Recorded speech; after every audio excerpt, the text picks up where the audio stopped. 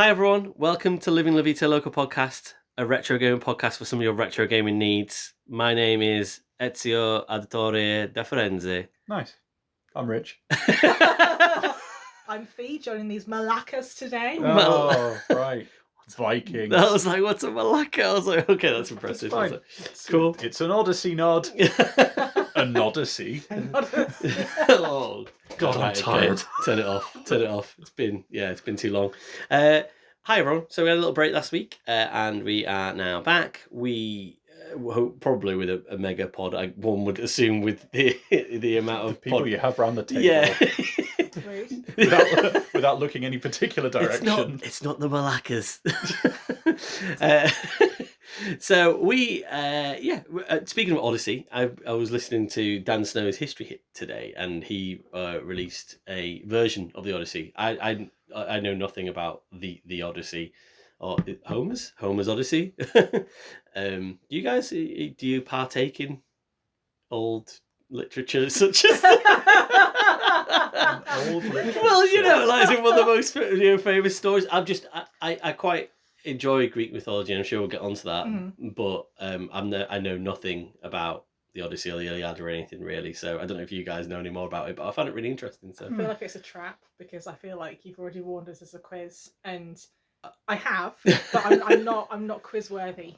The quiz isn't about the Odyssey. Okay. Don't worry, that would be really mean. I That was would once be in a harsh. school play where we had to be sirens. Oh right, okay, yeah, cool. I've gone past that. Yeah, they featured really heavily in the Odyssey. Yeah. Please for kicking off. And the reason I mentioned Dan Snow's History Hit as well, as a link to what we're doing in the podcast today, they do an Assassin's Creed podcast as well, which is sponsored by Ubisoft. So I assume obviously they get money for that. But it's quite good. It's like Don't sound bitter about that at all. Well, no, yeah. I don't want to be sponsored by Ubisoft. It's fine. They put icons everywhere. Yeah, we'll probably get onto that. Over the next few weeks, actually, a few times, I think. But yeah, I would recommend anybody that has kind of a bit of a past interest in history, and obviously History Hit, and also Assassin's Creed. It's a bit of a funny sort of ploy because it's like, oh, we'll talk about Assassin's Creed Black Flag, but actually it's just talking about piracy in the Caribbean in the 1700s, for example. It doesn't really ever touch that much. Like the sort of intro is like, oh, Assassin's Creed has a game in this time period, and then history podcast. So it kind of makes it a bit relevant, but not too much. But so let's get on to our podcast about Assassin's Creed. Yeah. It's been a while, 110 episodes since we've done anything on the AC series, but at the same time, there's not many games and series that come back twice so far. So this is one of them. We touched on the handheld ones last time. So you played Assassin's Creed Liberation on the Vita, and I played Assassin's Creed Bloodlines on the PSP. This time we're going a bit more mainstream, and we've drafted in, as you would obviously know by now, Fiona to help us out with a weightier tome, if you will, in the Assassin's Creed series. What's the way I played it? Yeah, but that's good though, because it's very much more. Well, so I've played Assassin's Creed 2, and I've done I'm main storyline, like no side quests, just power through Ezio's sort of story in that one game. Didn't even get around to playing Revelations or Brotherhood. I did play the little bit of DLC that comes with Assassin's Creed 2, but I very much lean machined that. I assume by the sound of things, Odyssey, a little bit more Odyssey-like, if you will, from the way that Fiona's played it. And Valhalla for yourself, sir? Yeah, 10 hours of Valhalla twice. Yeah, fair enough. Okay. What is that your order on a Friday night? Is it? Extra sides. Cool, fair enough. So some Valhalla, but some Valhalla. Yeah, there has been a Valhalla-ing. Have you been to ever been to Blackpool Pleasure Beach? Not since the 90s. No. The ride Valhalla. Have you been on that? But that's when. So it's not recent. It's probably 20 years old itself, but it's more recent than the 90s. Right. And I went on it when I went on a year 11 school trip. So that was probably when it was quite new. It was quite a fun ride. You go in a log flume and you kind of come out of a cave where it's sort of like a fountain, a waterfall on you and stuff, and it's meant to represent Valhalla. I don't know, but it was pretty cool. Sorry, that just came out of my mouth. No, I don't think it's lot fine. flumes featured too heavily in the sort of Norse myths, but I might be mistaken. Yeah, Could have been entertaining if they did. Just saying. well, I don't think they could send some children over an actual cliff on a flaming boat, like with bows and arrows in them or anything. I mean, maybe they could at Blackpool Pleasure Beach. I don't know. Maybe that would meet their safety standards. Slander there. So anyway, how do we want to do this? Do we want to do it chronological order of how the games were released, or actual history? Chronological order. History order? Yeah. Do you know which order they're in I do, historically? actually. Do you? Yes, I do. All right. Wow. I think it'll make more sense to do games though, because I think chronologically it'll be. Yeah, that's. I mean, it means I don't have to explain as much about what the hell's going on with mine, so that suits me down to the ground. Cool. Okay, I'll go first then. Assassin's Creed 2, November 2009. Although I have played the Ezio trilogy, a collection, even the 2016 version. So that contains a couple of bits of DLC that came along afterwards for the main game. I assume played. Oh yeah. Yeah. Plenty. More than 2 times 10 hours probably. Yeah, I actually played the stories of those ones through, and will eternally be disappointed that they didn't bring back the multiplayer for Brotherhood when they re-released them. Yeah, I think we've spoke about that previously. Still sore about it. Yeah, that you loved. It was really good fun. It was really good fun. Yeah, I didn't get round to doing any sort of looking at that because obviously it doesn't exist. But yeah, I would be interested to see something come back. I mean, there's a game coming out at the I can't remember. This is a bad bit of podcasting, but there's a game coming out I heard on IGN podcast last week that's all about being stealthy and graffiti art. I think it is. It's a Steam game, and it sounded very much like what you'd expect from an Assassin's Creed, but with paint. Don't know. I mean, as a multiplayer. Closest I've mucked about with recently was It Has My Face, which is like a sort of social deduction type. Oh, maybe someone in this crowd is out to kill me, but who no. kind of thing. And that plays, to my mind, not the same as the Brotherhood multiplayer for a great many reasons, but thematically quite similar. Now I'm just imagining that the Brotherhood bit is basically like Face Off. Yeah, I mean, it wasn't a million miles removed. I love Face Off so much. Have you played Assassin's Creed 2 before? No, well, I tried a little, didn't I? Was it on your Xbox, maybe? But yeah. I didn't get very far, and basically because I had other things to do. I was shopping. I've seen bits of it. It's it's a really cool setting. I really like the idea of what they were doing, and the little bit I have seen, it's a really interesting story with really interesting people in it. Yes. And they brought the Ezio voice actor back for Will Ospreay's entrance at All In a couple of years back. So that was exciting. That is a deep cut. That is deep. That's impressive. Yeah. Well done, you. I popped for it. It's great. This is why we podcast. So, for anybody that has been sleeping under a rock, which is kind of me really, because I played a bit of this when I was younger. It kind of fell into that sort of cavernous sort of area in 2009 where I'd broken all my PS3s and didn't have an Xbox 360 yet and stuff, and I kind of played a bit of it, but then I just didn't go back to it. So I'm really glad that I did this time. But as I said, I just kind of yeeted my way through sort of the main story, if you will. I would say that when I see this kicking about on rankings for Assassin's Creed games, it tends to be kind of top 3 most of the time. Yeah. So I was interested to see, is that still the same today? I think we said recently, in recent weeks, I seem to have played a lot of 2009 games recently, and possibly the ones that held up the most are like things like Arkham Asylum and things like that. So I was interested to see what that feels like versus this, certainly for the combat part of it as well. So this is, for anyone that doesn't know, direct sequel to Assassin's Creed 1, with the age-old battle that seems to always be going on in Assassin's Creed. I haven't played any new ones since Origins, so you guys will be able to fill in whether or not this still kind of happens or not. But this is very much like Assassins versus Templars. You still have a lot of the modern day stuff in it, but a lot less than I remember there being in Assassin's Creed 1 as well. It seems to take a good, even though Desmond and Lucy are in it, it seems to be less so in this one than I remember the first game.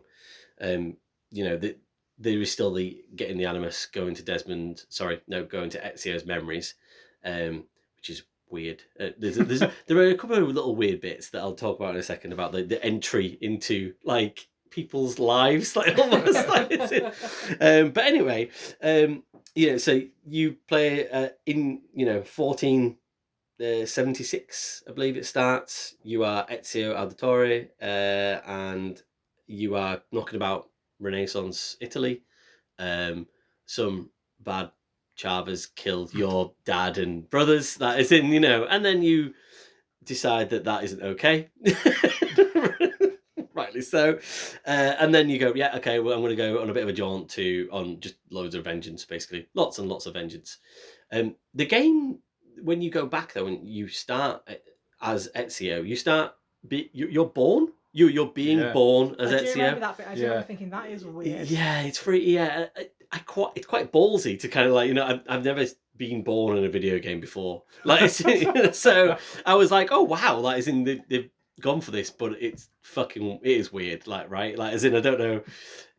What are you trying to prove with that? Is the question, isn't it? Like, yeah. Oh, look, he's a human. Yeah. Do I remember rightly that it was like also partly the controls tutorial where you have to like move, breathe or something? Like each hand and your legs and breathe and stuff. Yeah, but that's not the controls for you later on. It's not like, oh, here's my stabby arm, like, like square for stabby. Like, it was back in the day. Yeah. Well, it's just like it was like Tekken. Yeah. So yeah, it's a bit odd, but anyway, so yeah. Odyssey. Sorry, I will stop doing that. Please don't. It's great.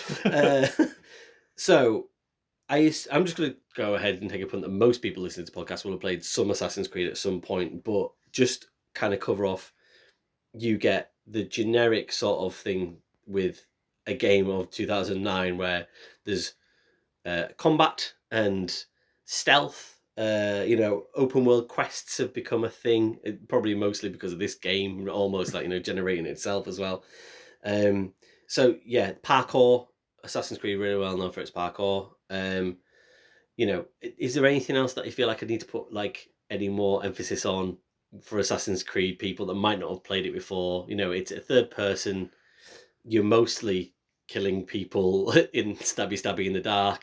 And I guess the conceit that we'll probably come onto in mine, because it's, I think, quite different from how it's played in the original era of Assassin's Creed, is that kind of setup of it's framed by there's somebody in the present who's trying to like find out some stuff about something that happened in history by, like you say, the very spurious ability of going into someone's memories, which I've got questions about, because how do you pick the right moment? Because I know that like action heroes all live their lives like it's 24 and no one stops for a bathroom break or even needs to sleep a lot of the time. But like for real people, you just be like, yeah. I mean, just think of how much of my life you'd have to like fast forward through to find the one interesting bit in a regular month. It would just be like doing spreadsheets. Oh, it's just pinning the laundry up. Oh no, that's the shopping. Oh, let's just skip this bit. It would just not be a very good game. I kind of did have a little bit more. I always thought really not well of that part of the game, but I had a bit more of appreciation about it this time around because one, there was like a really cunty guy called Sean Hastings who was inspiring me personally to maim and murder. That is, he's played that way, but a horrible character and person. But I do enjoy the fact it's kind of a bit of a framing device because it allows you to go, oh, Ezio's just died. Well, he hasn't died, has he? He's desynchronized. Oh, this part of the level or world hasn't been opened yet. Well, actually, we've got a reason for that. So rather than just being, oh, Grand Theft Auto, the bridge is closed, like it makes sense for that to be the case, which I guess is just a quick and easy way for them to do that. But I didn't hate it. I thought about it a bit more and I was like, actually, it makes a bit more sense now, the way that you can play the game. Counterpoint, it is wank though, isn't it? I was saying that it's with wank. An undercurrent it's of... wank. Like, it is just wank. That's how come, like, it gets so de-emphasized later on. Yeah. Like, to the extent, I think I heard somewhere that the Black Flag re-release that they're doing takes it all out completely. Yeah. Which, considering you spent a not insignificant chunk of that wandering around, like, a stand-in for Ubisoft's offices or whatever, like, I think is quite telling that you're moving that far away from what you originally had as a relatively central conceit in the series. Yes. Yeah. But I think it is the right move because it is wank. I agree, it's shit. But I was just trying to say that there's maybe, when I thought about it a bit more this time round, I was like, oh, well, at least that means that area is blocked off for some sort of reason. Like, oh, you can give a reason for it, like, you know. Yeah. It's a cool idea, but I think it's interesting to think about in terms of player agency, isn't it? Because in the logic of the game world, you're basically on rails, aren't you? What you're saying is you're going into Ezio's memories, you have to do what he did. If you kill a civilian by accident, that's you desynchronized because you're not lining up with exactly what he did. But yet somehow, as the gamer, the controls are in your hands and you're, you know, failing to parry a blow at a time when Ezio possibly didn't. All that sort of stuff that's just a bit like, I think it's a cool device. I think it doesn't hold up to scrutiny for that's the thing. You've got to like go with it, haven't you? Yeah, and it was the amount of emphasis they put on the story for that.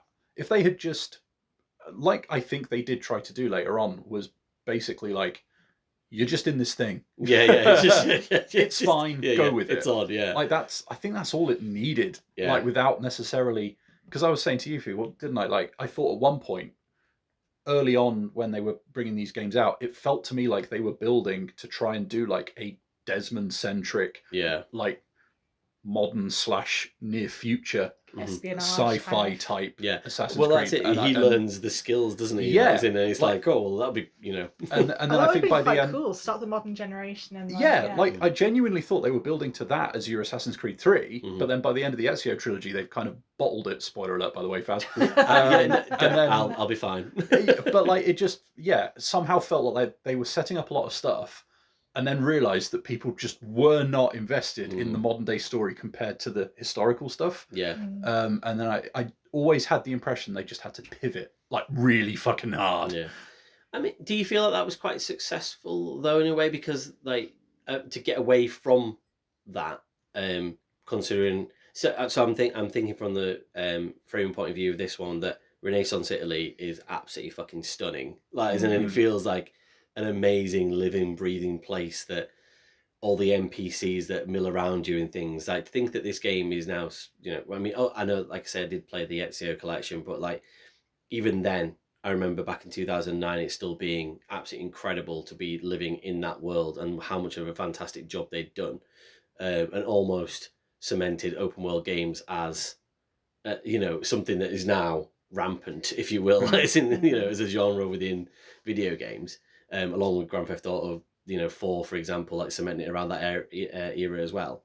Do you think that they're out of that now? I know you guys will probably touch on this, but do you think that they've done quite a good job of that? Or yeah, I think for me, like obviously, like Ezio as a character is notable, but I think the place and the time has always been like a big driver for it, and like especially with the ones that we were playing.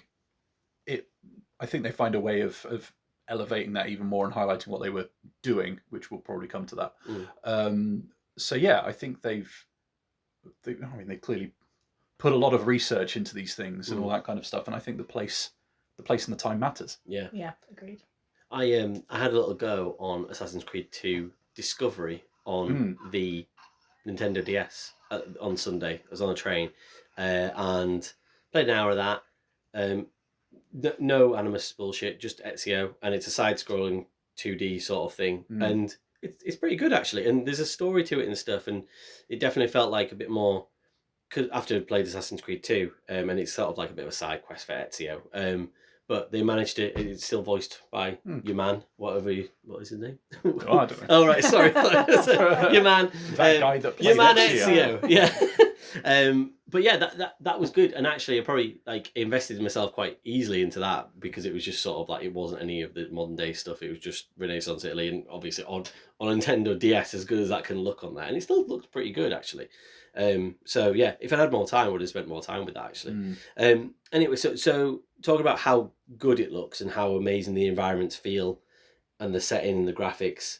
There are some things that I thought, considering I was playing the 2016 touched up version, dead eyes, really, really dead eyes of all the NPCs and Ezio and Petruchio, his little brother. I mean, he gets killed pretty quickly and early, spoiler, but he looks haggard. He's an 8-year-old and he looks like a 95-year-old man, and he looks haunting. And I was like, it just showed you that sort of era where they just can't quite get to making people look really truly human, even with a remaster sort of thing. Are we talking like Oblivion levels of like? No, not that bad. Not that bad, but it's not horrendous. But it's just one thing that I thought that, considering how amazing they managed to make the environments and everything living, breathing when you're in that third person view with Ezio. And then when you go to cutscenes and Leonardo da Vinci is fucking terrifying, like it's just sort of like, oh, don't look at me. You know, that was just something that was notable that I thought, oh, it's funny that you get chalk and cheese with that. I felt like this game was really quite swaggy the whole time. Like, Ezio is this young man, but he's kind of gone about his business in terms of his vengeance and becoming an assassin. But I feel like there's a lot of moments where I feel like this is his like nightclub. Like, is in almost like, you know, like he's waltzing around all these different sort of Italian towns, and Venice and Florence being the main draws. You know, there's a part where I absolutely loved where the Venice Carnival is on, and that is just like, there's a lot of kind of like little quests where you've got to get around and to be king of the carnival to then get into a doge's palace to be able to commit murder. And it just has its fun, like all the right times, I feel, with this one. And whilst there is a lot of go kill this doge, go kill this, you know, like this Templar over here. You know, how many times am I going to do that? Actually, there's quite a lot of that, and it's good because it's not a long game, so it doesn't get too repetitive, but it also inserts these little fun bits in between where you kind of gather Ezio's personality and his life a bit more as well. And that was without even doing any of the side quests, really. So I quite enjoyed that they made in this quite fun gadabout, you know, and you can see the development, and I'm sure I've heard, but I've not played, but you see that development even more so during Ezio's later life in the further games. So I thought that was a really, really good theme that you kind of got, that it felt like a real playground for a young man and finding his way around Italy. And so it made it really fun to do whilst you were getting all this historical context, and even the heavier sort of storylines around sort of, you know, I guess getting into Italian politics and religion at the time. They still managed to have a bit of fun around that as well. So I thought that was really cool. I thought that as well, like, I was really surprised at how they managed to hold the water quite a bit in terms of showing you tutorials, and apart from the baby weighing thing, they took their time to show you how to play the game. Like, as in, I think it was about 5 hours before you kind of get most of the attributes and abilities to be kitted out as an actual, like, you know, to do some assassinations. It was like you'd sort of have half an hour, and then you're going to learn this stealth move, and then another half an hour, you're going to learn how to blend in with a crowd. And it was really funny because the game never felt long, but it managed to eke out all those bits of tutorial to make them feel really, I guess, it's a lot of times in games nowadays, like, oh, here's a tutorial, that, you know, like, and now you go and play the game, whereas actually this was all intertwined and bedded in really nicely. And I was like, oh, actually, I'm really enjoying seeing it take its time to do that, really. You know, I think it was about 10 hours before all the different types of side quests that you could do were available to you. And yeah, it was just something that I really appreciated, that I didn't realize I sort of didn't appreciate nowadays, or didn't get a chance to appreciate, because I feel like everything's just rushing to go, this is how you do all the things that you should do, and here's all the icons on the map, and go. And it's like, oh shit, like, you know, like there's too much all of a sudden very quickly, whereas this took time to do that to you. But that was cool. I thought the characters as well, I really enjoyed the characterization, the cast. You know, the part where I talk about it having its fun, and sort of, you know, where you meet Uncle Mario and he goes, "It's a me, Mario." You're like, fuck yeah, okay, yeah, well done you. You know, like those little things that you just sort of think, Ubisoft used to have fun with these, right? Like, you know, they used to really have a good time and not, you know, stress out too much about, you know, anything really. Yeah, so, and like I said about that thriving, living, breathing NPC sort of thing, I was shocked at how well, and I don't know if they'd spruced up the engine somehow when they moved it onto the Ezio collection, and looking at you guys here to remember it or not, but how seamless it felt with the NPCs, and how you're going about your business as the player, and as you described, Fiona, having real agency, but at any moment you could fall in with the crowd and do the blending, or you could fall from a roof and a guy just goes, "Oh, it's fucking crazy." And so it's just like it just seemed to like I was really shocked at how well the engine coped with you mashing it about, almost like by going about your ways. And is that something you remember from 2009, sort of? And then when you played it, like, did you have that experience, or does that sound like something that developed? Or... not necessarily specifically with playing it and going like, "Whoa, this is mind blowing." More like you kind of appreciate that it's there until you play something like Valhalla and realize it's kind of not. Oh, okay. You know, good. Yeah, So there's some foreshadowing. Yeah, like it's one of those things that now you've mentioned it, I'm like, yeah, that was like a pretty core part of the experience, was being in that world and interacting with it on that level. And I'm sitting here going like, did I have that with Valhalla? And I'm trying to think of a bit where I did. Yeah, I'll get back to you on that.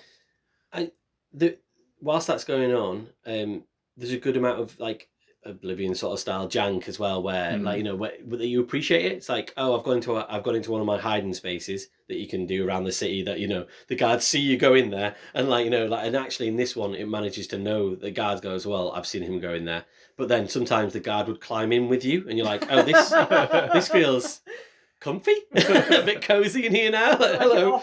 Yeah, just sort of like a bit like, you know, it'd be like, I don't think that was meant to happen. And then another time where I was chasing across the rooftops one of my targets, and I just couldn't seem to get hold of him to assassinate him, to the point where like we were running around for so long that I managed to stay within reach of him, so it never failed the mission. And then eventually just kind of stopped. It was almost like, just kill me already. Like, as in just, we're done here now, you know. And then I tried to do it, and it wouldn't let me assassinate him. It was almost like I wasn't quite at the right angle, or I was above him on the roof or something. I don't know what the problem was. So it was like 5 minutes of me just stabbing at this dude, and he's like, come on now. So, but I didn't hate that either. I was just like, you know, it was nice to sort of experience like those little bits of bullshit as well, where you're like, you know, I think it does such a good job generally that you kind of forgive it for those moments. So that was good. I think that as well, there's a couple of things that I was really impressed by. Weapon variety and stealth combat mix is kind of good, like, as in you seem to have a really good balance of both. The combat itself, and this is where I was harking back to the Arkham Asylum sort of thought process, like, it could really do a bit of work. It feels like there is a parry system, and you do have to manipulate yourself around that, but actually you're still just jamming square quite a lot. And I think it's R1, I think it is to kind of do your block, and there's not a lot to that necessarily. It didn't feel like there was as much rhythm as something like Arkham Asylum, you know, from the same year, but it wasn't game breaking, and it didn't annoy me too much. And again, because the game's only about 18 hours long, like, as in, it's not, you know, it never wears itself out necessarily. I really, really, really loved I guess it impressed me. I didn't realise that, because I'd only really played sort of about 5 hours the first time round and just kind of got out of Florence. Like, there was little bits, like, there's so much vastness to the world. You know, I could have a horse. I didn't realise I hadn't got to the horse part last time. And I was like, and then my horse, like, I went near an enemy and my horse kicked an enemy. I was like, fuck yeah. I was like, I don't need Red Dead Redemption 2. I need Assassin's Creed 2. This is my horse. This is what I need. I don't have to manage him. Like, you know, there's not a lot of management. He just goes around kicking people. That's great. I loved just being in the countryside and, like, going around, say, a church and, like, doing an assassination, doing a stab, and then you've got like 30 people, like, just shocked, and then all of a sudden you got like 30 guards chasing you, and then you're like, I'm just going to run through this fucking field for like miles and get away from this area. And just, I imagine that might be true to life. Like, as in, that's what you would do, like, in Renaissance Italy. Like, if there's just open land, you would just get on your horse and ride, wouldn't you? You don't have to worry about, you know, oh, like, you have to get to this area to get away from these guards and they'll forget who you are and stuff. It's like, you know, in real life, you would just run to the fucking hills and be like, bye, like, you know, see you next year. So yeah, I quite enjoyed doing that. That was fun. I'm not saying that was necessarily good gameplay, but at the same time, I enjoyed doing it. I feel like the stakes kind of crank up at the right level all the time as well. So is it like the carriage chase that is in where you, on the way to Venice, where it's like the first time going through the mountains and you are being chased by lots of guards and horses and jumping onto a carriage and stuff and everything. I was like, it just became something a bit different, like as in from all the rest of the game previously. And I was like, oh, that's cool. Like, it's a nice little set piece in there. And there's not a lot of set pieces in this, but that was quite a nice one to sort of have in there. You know, and then the next minute I'm punting a boat, and I'm like, all right, okay, cool, this is nice. And then the next minute I'm managing. I'm in a villa management sim. It seems like, you know, like my sister's looking after my villa for money, and it's just like there's lots of little bits where, but I was never forced into doing anything in too much depth either. Like, it wasn't as if they sort of said you have to do all these things to progress. There was only one part in the game where, right at the end, where you've done all the main missions, and it goes, you have to go back and find all the scrolls or the memories, I think it is, to get to the final mission. What, that you'd walked past already? Well, yeah, basically, yeah. So it's like you've done all the missions, and then it's like you have to go and collect these 25 scrolls, I think it is, on the wall to give you the map to where you need to go for the final mission. And I was like, I've kind of done the game, to the point where I just went, I have done the game in my head, and I watched the last hour on YouTube. So I didn't actually play the final mission because I was like, I don't need to. I've done. And, you know, I'm done with the game. You've done so well to support me and not make me go on all these little side quests and actually weave enough of them into the main story to now then go, oh, now you have to go get all the side quest bits. And I was like, I don't want to do that. Like, it didn't feel like that kind of experience to me until this point. So that was a little bit annoying, but it wasn't too bad. One thing that I did know, another freaky thing, at some point you go into, as Desmond, you go into Altair's dream. Is it Altair's dream, I think, at one point? It's a really weird dream. Like, and I get the idea that these are meant to be sort of a lineage of assassins and stuff, but it's like, I think you dive into Altair's jizz. I think that's like, sorry, what? Yeah, that isn't like you go it, like he's about to lay down with his lover, and it shows Desmond's like flowing, like almost like going into like Altair's like sort of abdomen, and it's insinuated that therefore that is the seed of the assassin line being passed on during this sexual conquest about to happen. It's the baby moment, and I was like, I don't know whether or not I was like, am I overthinking this? I was like, no, this is definitely like a thing that they are showing. It's like, you are part of this lineage, you know, and we're going to dive into his balls to show that. And it was just like, I don't know, it was a bit weird. I would definitely look it up and just see whether or not I'm just talking crazy talk. But I think that I'm How am I going to search for that, Faz? Yeah. I think just Altair's dream, maybe, you know, like Altair's, you know, sexy dreams. It was really annoying that though, because I kept fucking that dream up because I couldn't quite. I bet you did. And like this kind of brings on to a sort of final point about like a couple of things that are just annoying. Like, isn't the parkour, like the number of times that I was climbing up a tower and then must have pressed the wrong button somehow and pushed myself off and just fell. Oh, the Lara Croft problem. Yeah, very much so. And this still exists quite significantly in this game. I must have done that during a couple of timed, you know, like, race to the top of this tower to show off this X, Y, and Z. And I'd get to near the top of the tower and it'd just parkour me off. And I was like, fuck. What would be great is, and you could do this because you're in an Animus, and you've got the wanky thing, you could do a little rewind button. And I just thought that would be just a little if you fuck up something, like you fall off something, like as in, why can't Desmond just go, no, I'll just jump back on there. Thank you very much. Yeah. So for all the things I was saying before about, I appreciate, you know, like there's reasons why you could have areas cut off and X, Y, and Z because of the synchronization. That would have been really, really, really useful. I appreciate now you wouldn't get that because you don't have that much stuff in the games, but I thought maybe they could have added that back into the Ezio collection. It was just a little thing that I think, you know, little quality of life. Yeah. I'll tell you what, like one other thing that I've just remembered, and I can't remember if it was in Assassin's Creed 2 or if it was a later one, but like, were there like puzzles you could do by like climbing into patches on walls and stuff like that? My God, those puzzles used to freak me out. Yeah. Because if you're playing them late at night or whatever, like they're relatively simple puzzles, right? You know, like find a thing inside this painting or like line stuff up. But like I found them weirdly compelling. But I swear, like all the way through, there's just this really creepy like tone playing in the background. This like ominous like noise that late at night used to freak me the fuck out. I mean, like I said, I didn't really partake in hardly any of the side quests apart from the ones that were like, oh, here's a tutorial in the main quest to show you how to do these side quests. I think that there was the crypts, for example. Yeah, you could go in crypts and then find out more about, X, Y, and Z. I felt like I learned enough about the historical era of the game by playing just the main quest and things as well. And I felt like I was really absorbed the whole time I played this game. I was really. I think it's easy for me to come into a podcast and go, "Oh, guys, Assassin's Creed 2 is really good, right?" Do you know what I mean? But like, as in, like, have you heard about this game, yeah, guys? it's just like when everybody's like, "Yeah, Hot take. Yeah, what are you talking about?" But I think that playing it 17 years after it was released, and also having played a little bit at the start and then played the whole main story now, I am still seriously impressed by this game and how well it does. And I can see why this would be one of the top 3 Assassin's Creed games. I think I've only played about 5 of them myself, but I can see where this one is like fantastic. I love Black Flag, and I might well get the resynchronization or whatever you want to call it. Like if it comes down, a few quid or whatever, because I really enjoyed that one too.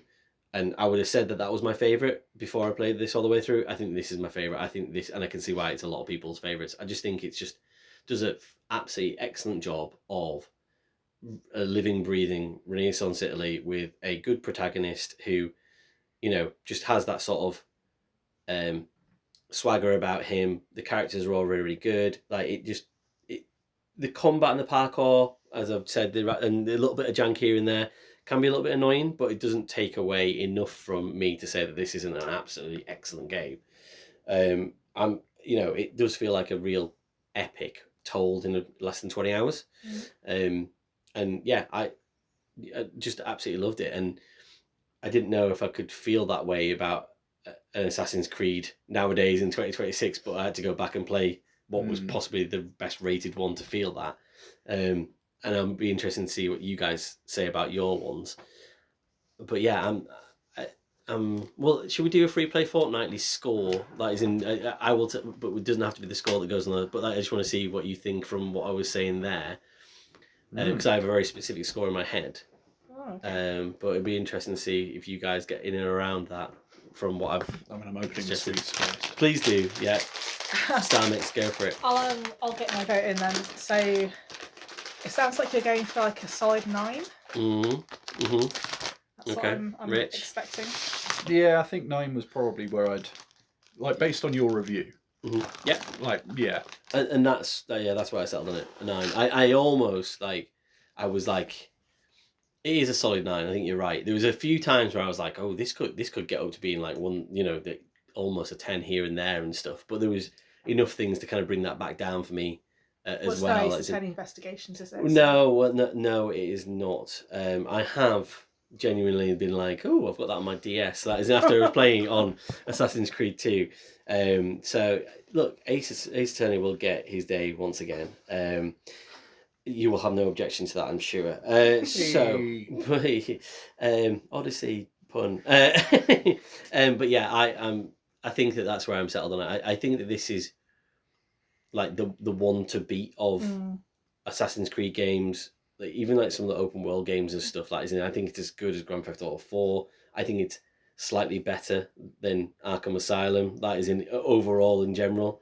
I know some people would have it maybe the other way and things like that, but yeah, I really, really enjoyed this. And I'm like, I think it's difficult for people to say, oh, Assassin's Creed, I really, really enjoy them nowadays and stuff. That is in, and people seem a bit shy to say that, whereas actually you can go back to why they were great and when they can be great, and this was one of them. So yeah, cool. Nice. I guess we're gonna head over to Fee next with Odyssey. Yes. Yeah, that was 2018, I think it was it. Oh yeah, I just had to Google that. Can't believe you already got written down. Yeah. Did I? Yeah, 2018. I definitely did. Yeah. So I played this 2021. We reckoned it was pandemic times, reasons I'll come on to. So I've dipped back in a little bit to refresh my memory. I don't know how long it actually takes to play the main game. I did a lot more than that. It's definitely like 100 and something hours. 140. North of 140. Oh. 40? 40. No. 140. That's how much. I'm pretty sure 145 was the counter I spotted on the screen the other day. Wow. Okay, well, let's move swiftly on. I'd put good money on me seeing that number. Okie dokie. Well, it's definitely not just for the main quest. I'll tell you that now. I have the DLC as well. So yes, how not really how good's your Greek history. Who's seen 300? Oh, me. I saw it. Yeah. Yeah. Hot Gates of Thermopylae. King I'll say, look at those Leonidas. abs. We'll come to those. Yeah, sorry. All I think about is Jerry Butler. So. So it opens up really strongly with this. So I mean, there's gonna be some mild spoilers for like, I guess, For the Greece. opening for a battle that took place in 431 BC. Yeah, Oh, yeah. right. And that. No, so it's set in ancient Greece, and you are the strong, charismatic, and unfairly attractive mercenary Cassandra, or alternatively her brother Alexios if you choose wrong. Don't do that. We'll come to that later. And you are the grandchild of the famous Leonidas, who I believe is Jared Butler in the oldie film. Probably is old these days. Don't think about it. And yeah, no, don't think about it. Yeah, no. Specifically just said don't. But I need to know. I need to remember where it's from. 2003. Look, I'm already breaking from rising that 2018 was in fact like nearly 10 years ago, wasn't it? So anyway, before the ravages of time come for us all, let's move on with the podcast. You are the grandchild of Leonidas, King of Sparta, who did the famous standoff, holding that passage. Not completely well in the end, but you held it for 3 days, very impressive, made a film about it, blah, blah, blah. And you were exiled from Sparta as a child. This is where it gets very ancient Greek right from the off. An oracle thought that your sibling was a wrong 'un and would bring down the fall of Sparta, and etc., etc. So said, chuck him off a cliff, because that's what you did in Sparta, I guess, when the oracle just told you to do stuff. And you tried to prevent this and then get chucked off the cliff yourself because you shouldn't step in the way of destiny. Of the oracle. So, yeah, exactly. Where I grew up, the Oracle was a shopping centre. Yeah. True story. Yeah. Yeah, I've been there and I feel like worse things did happen in that oracle. Now. Wow. So, yeah, no, new rivals. No. You managed to make a good life for yourself as a mercenary, or mystios, which is the Greek word for it that you're going to hear a lot during Mystios. Mystios. Oh, Yeah. right, okay. I think you hear this a lot to reduce the amount of dialogue. They have to swap where you might say Cassandra or Alexios. That makes okay, fair enough. Yeah. Which is fair. And you end up basically mercenarying your way around ancient Greece. At the same time as the I practiced this. I'm so glad they're doing this. Peloponnesian? Peloponnesian War, I think. Wow. Between Greece and Sparta happens. So if you're into ancient history, that's one of those big famous wars. I'm not so much, but even I had heard of that. So that's kind of the time setting for this film, the sort of window dressing of where you are. You are also trying to, I guess, either reunite with or maybe get revenge on your family, depending on how you want to play things. But you basically find out that somebody's trying to track down your family. There's something going on with an ancient cult, the cult of Cosmos, who are trying to get their feelers into all of these things and influence the state of the war's outcome. And your family is somehow wrapped up in this, so you have to go and find out what they're up to, including what your estranged sibling is up to. Again, not a huge spoiler, I think this is on the adverts, but like, they're mostly breeding, they're sometimes stabbing, they're going to be your sort of nemesis for the main plot as well. So you're tracking down cults, you're finding family members, and you're doing all the usual Assassin's Creed bits and bobs as well. You are also sometimes seeing bits of what I'm going to call plot with air quotes around it in the real world. So like we were saying, they very much move away from the big deal being, ooh, exciting machines that you get into and you sync up and you might desynchronize and all that sort of stuff. You do absolutely get told you get desynchronized when you get stabbed through the face by a soldier. Yeah. Happens to us all. Yeah, who hasn't? And there's a bit at the start with some woman called Layla who is very forgettable. I feel bad for her because I feel like I didn't play Origins, but I get the impression because she's in Valhalla too. She's sort of the through thread in the present day. Okay.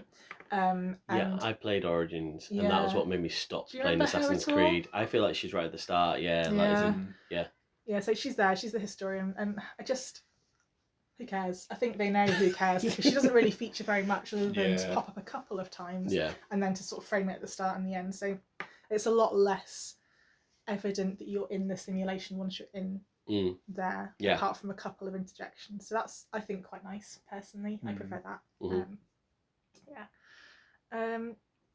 What I really liked about the plot is that it's very ancient Greece. So they've really, like you were saying with the Ezio ones, you know, they really make the sort of setting a really realistic, vibrant place that's almost its own character. Yeah. They've very much done that with ancient Greece. So it's bustling, there are people everywhere. I mean, sometimes too many, because you go down your street in a horse and then people will be throwing themselves dramatically to one side, screaming as you ride past. But, you know, everything's happening. There's lots of life going on that you can walk past. People are having fights in the street that you can go and try and get involved in if you want to. Recommend against it, because if you kill civilians by accident, and you probably will do when you're swinging your big old spear around, that's, I suppose, unless you're playing Alexios, that's probably probably a bit of an allegory. But yeah, you can very easily kill civilians and get, you know, some bounty on your head for that. But the place feels alive. It feels like it's real. They've really put their research into it and thought about what people would have been doing, the sort of things you'll see as you go around, the types of stalls, that sort of thing. With that as well, they've gone a step further, and the actual plot itself feels very sort of mythological. So right from the start, people are talking about Cassandra being blessed because she's got this eagle companion. Yeah, cool. Who does all the sort of, you know, aerial reconnaissance stuff. Yeah. But they're all like, oh, this is a sign of favour with the gods kind of thing. So it's always, it feels like the hero's journey, and that's very much what it's built on. You know, you've got this cult thing. It's all about your family, which is a big sort of ancient Greece theme, isn't it? Like family betrayals. Are you going to seek revenge? Are you going to reconcile? Will it be a tragedy or some kind of heroic saga? And it is up to you a little bit how it plays out. There are choices, which I think is quite new for this one. I feel like I am stealing this completely from the fact I listened to this History Hit podcast today. But it's like just they're talking about how, you know, hero means something completely different to us now compared to what it meant in ancient Greece, and actually a heroic story was actually more about, you know, tragedy, and it ended in, you know, wreck and ruin for the hero, if you will, and it was almost like they were more concerned about being famous or having going down in infamy than there would be anything else. So it's interesting that they you know, the play on that. So yeah, and you've got these, you know, prophetic drivers and things, and are you going to just lie down and take it and assume that's your fate, or are you going to go and make it something different? I might touch on the sort of the tutorial, because you talked about yours, and I thought it was really interesting because I got very similar feelings about the one in Odyssey. Okay. So I think it was a good 5 or so hours before you get the bit where they just pop up the title and you're like, oh crap, I haven't actually. Wait, what game? I've achieved nothing. But the tutorial bit is quite well hidden, which I think sometimes in recent games they've almost made a bit of a thing of it just being like, here's your combat training, and you're a bit like, but this was very much like you had a couple of quests at the start before it really opens up. I think you could technically run away and do whatever, because open world, that's where we are in 2018, isn't it? But I think, you know, those quests that you're following are quite tight, and they're each testing slightly different skills. So one will encourage you to do something a bit more sneakily, one might be go and properly just fight some people. And the opening is absolutely great fun, because it's they open it, the whole thing, with you being Leonidas of Sparta, with obviously slightly more powers than you will have initially as your new character, just like massacring everyone in a pitch battle. So people coming at you from all sides, you're, you know, able to Spartan kick, obviously, stab people with spears, you can set your weapons on fire, all that sort of stuff. Which is just a really cool way to do it. So you are walk through it all, and you know, they give you a good introduction to things like ships. So that's back from Black Flag. You've got those lovely Greek ships that I should have looked at the name of them. I don't know. Lovely Greek ships is fine. Yeah, well, nice, you know. They always look so cool, don't they? It's a lovely Greek ship. But you know, you have a bit where you're sort of forced to figure out what to do with those when you have to break a blockade quite early on. The ship battles, incidentally, are really good fun. I was a bit wary of these because I tried playing Black Flag probably a bit too early on in my video game career to be any good at anything. I just couldn't get the naval combat going. It's a weird Black Flag because it's almost like, I think that they probably give you I don't think anyone was ready for it. Like, they probably give you a bit too much autonomy. Like, isn't it? They're kind of like, oh, go out in the high season. Immediately, you're like, I need to go take down this fortress. Like, it's like that's like a really high level fortress. Yeah. I really need it. Enjoy. 300 times later, you're like, I'm gonna get it. Like, these are like so you sail around the high seas and things anyway to get between, because the map is all the Greek islands, so there's plenty of water. It's very well done so that you don't feel like anywhere's too far away. The distances look impressive. You get in your boat and it's like, ooh, 1,500 meters, and you're like, oh my god, but actually it goes quickly enough. You can loot things. There's like shipwrecks you can go explore. And then when you're fighting, you've got a crew who can fire arrows and throw javelins.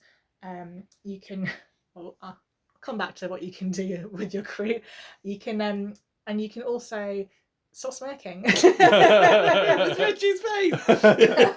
You can also ram the ships as well. Yeah, cool. And sink them and stuff like that. And you can board them too. So if you were getting a bit, fed up with the whole thing, once you got them down to a certain health level, you can come up alongside and then properly get your sword out and do a lot of the dirty work yourself. And that's a really fun set of mechanics. The crew, the bit that really tickles me, like we were saying earlier about where you have to suspend your disbelief and how well it works or not, this is the bit for me that was a bit like, what? Because you can get what they call lieutenants for your ship that give it a buff, basically. So they might, I don't know, be a famous archer who then makes your archers be a bit better in terms of the damage they do. And you'll be able to get more of them as you go on and upgrade your ship and make it stronger and all the usual sort of stuff. But the way you recruit these lieutenants is to you have to like knock them out. Yeah. So do non-lethal damage, knock them out, and then you extend a hand down, and then you're like, I have a ship and lots of money or something like that, and they're like, okay, and they just come work for you. So what you've literally done is sneak up on their private island full of bandits where they were bandit king, punched them in the back of the head a few times till they fell over and Spartan kicked them to make sure. And then you've helped them back up, dusted them off and been like, do you know where you can make more money? And I probably won't kick you in the head if you do all right at your job. This ship. I won't lie, that does feel like how ancient Greece might have worked. Like, I feel like that was like a system. Well, do you know what? Like, I suppose press ganging has always been a thing, hasn't it? Like, it could have been the sword, it's this or the ship. Maybe that's the bit we don't see. Yeah, maybe, yeah. Just cracked me up a bit.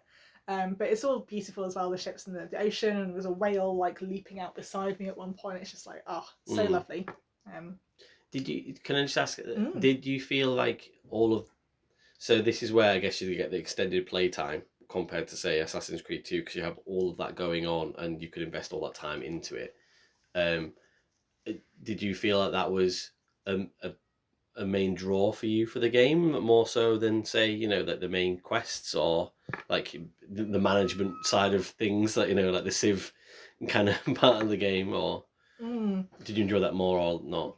No, I think it was good as well. I don't think it was the main draw. I think the main storyline is great. It's really compelling, and it's got a good mix of kind of activities within it as well. So it's missing some stuff that's traditional Assassin's Creed-y, so I will come to that. But the basic things you end up doing are like combat-y stuff.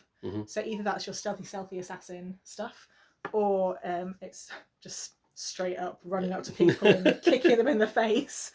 I don't think you actually do have the official hidden dagger ever, or become an official assassin. I was trying to remember because the bit I replayed obviously didn't get that far, but I don't think you do. I think you have the style. It's all the same style of, you perch on your high things to get your bearings, you jump into hay bales and things of rose petals that are scattered around, and you can like leap out of bushes at people and sort of drag them backwards and chuck the bodies off a cliff and whatever to cover your tracks. But no one ever makes you sign a contract in blood to be like, no. I mean, the cult is very much tied up to the serious baddies, as I understand it, not having played the first 3, but my rough knowledge, it's kind of linked back to all that stuff and who they might be. But you've got different skills as well, so put it into 3 skill trees for sort of your hunter, which is your sort of bow and arrow capabilities, your assassin stuff, which is your sneaky, stabby, and then your warrior stuff, which is your Spartan kick to the face, set yourself on fire, etc. Oh, it sounds like a great plan. Yeah, but I think that just really reflects how many different playstyles you've got, and for Yeah. the most of it, you can approach most things in different ways. The only real bits you probably can't are bits where so what they've also got in here is like huge scale battles. I think they were bragging about it being like 150 versus 150 or something like that in some of the material I saw cool. from the original marketing stuff, and like, I don't know how true that is, but all of these regions that you're going around to, they are part of this sort of, it's, I don't know, someone might comment that I'm completely wrong. It's not quite a civil war, but it's sort of a civil war, like Athenians versus Spartans. And each different area is like aligned to one of them. So you can, if you want to, take on contracts that get involved with this war, or just go off on your own bat and start weakening one of the forces. By like destroying bits and bobs in their fort or killing some of their captains and things like that. And then once it's weak enough, that area is then up for a proper battle to decide who has control. Okay. And then you get shoved onto this battlefield with just tons and tons of just NPC soldiers like stabbing at each other, and you usually need to cut swathes through this battlefield. It's a proper power trip, unless you're underpowered, as I was in this last one that I restarted from scratch. Turns out 2 levels, too few. Yeah.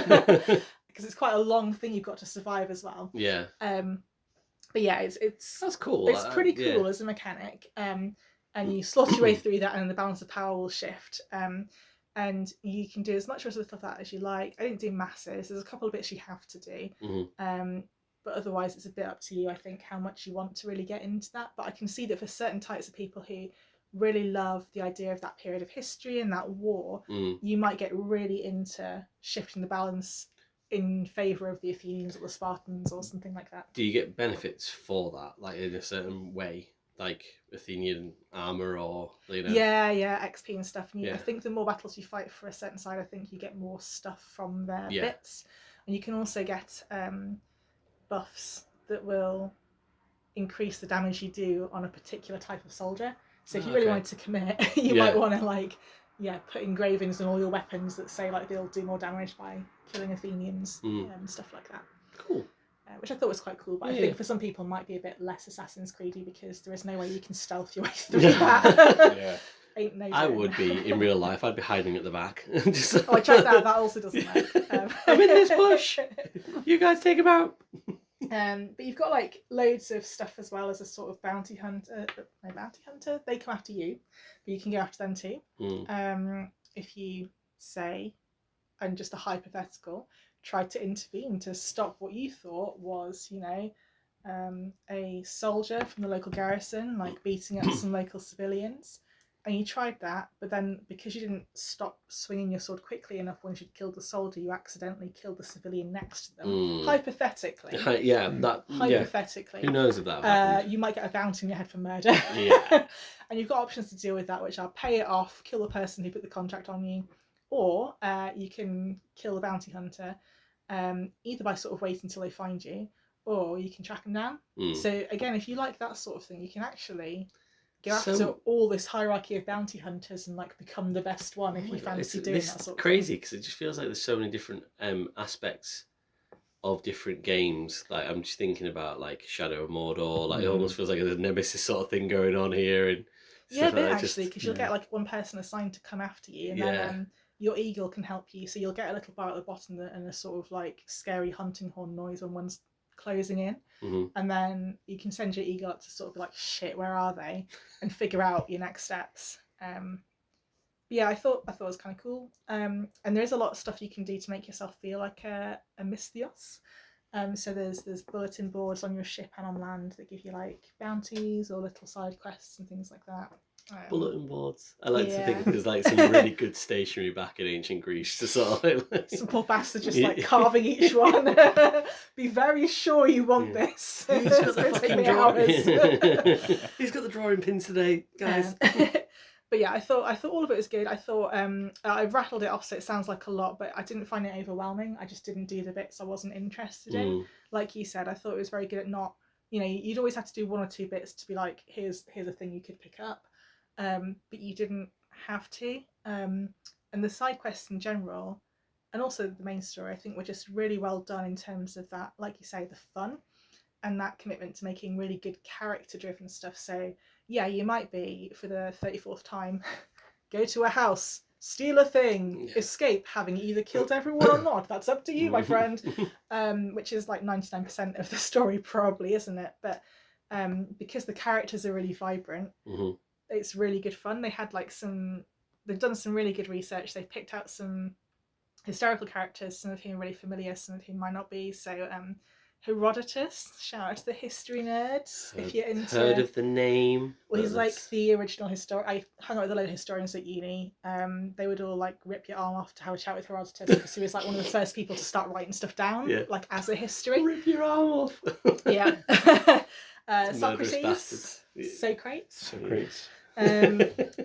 The Euripides, the playwright, a guy called Alcibiades, who I'd never heard of, but was great fun because he was like this, I don't know, just this crazy Athenian statesman who you basically always find him like falling out of bed with someone, and I feel like he's the blueprint for sort of like morally dubious politicians for the rest of the several centuries between then and now.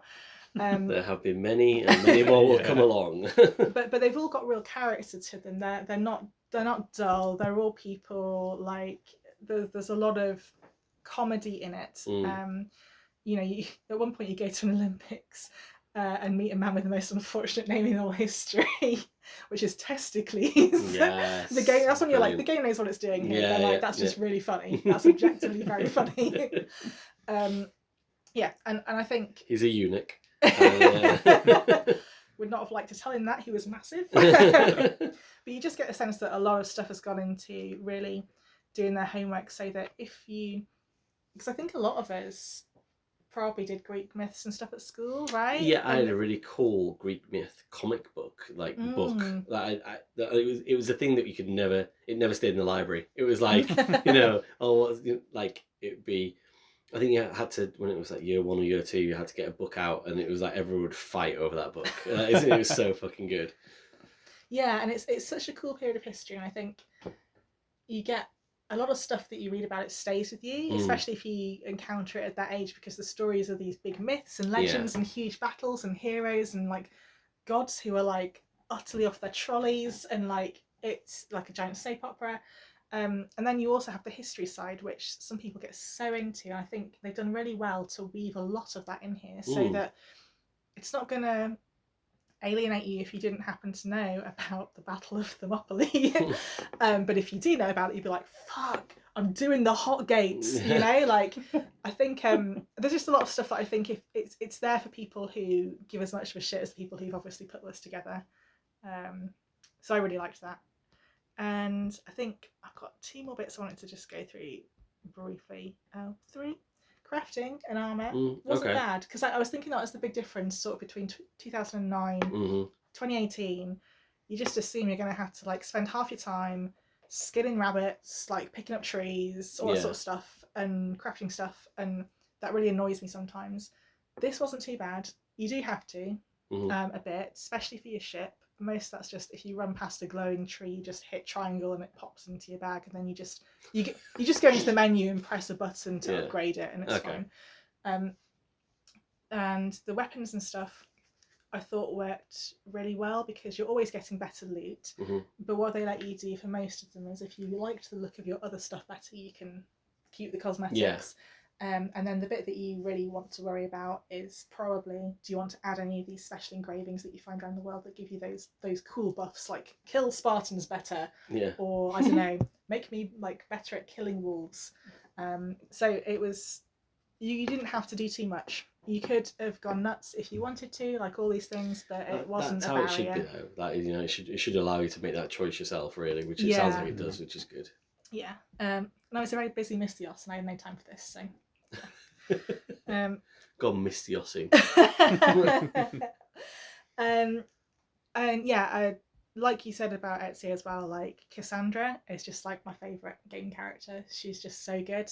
I don't know why you'd want to be Alexios, because you'd be wrong. So have you played both then? Yeah, I actually, for research purposes for this, I went back in and started a new game with Alexios. So what I have read up on suggests that the game was initially developed as Cassandra's game anyway. Yeah. And then for some reason somebody got cold feet in Ubisoft. Oh. And we're like, let's put a bloke in. We need somebody with a greasy man bun. And lo, What a shit Alexios name. was born.